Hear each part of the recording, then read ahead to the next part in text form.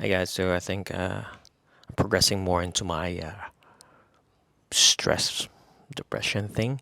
Because the thing is, it's been 3 days and I haven't done anything. I just wake up around 4 p.m.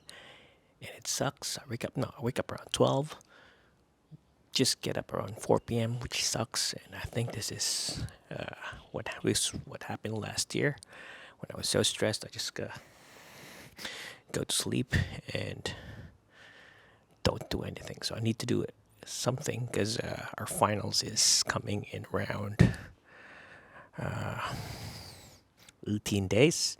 So I have around more or less 2 weeks to power things up. Yeah, and I have a meeting today for two of my groups, and I don't have anything. I didn't do anything. I need to do 4 assessments, make it 5 and 6 for the ones that I didn't do prior. But yeah, I'm fucked up.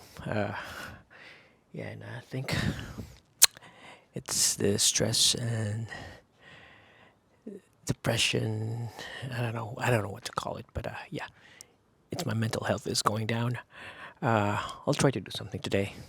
Anyway, here's me trying to make the most of my day. Check it out. Bye.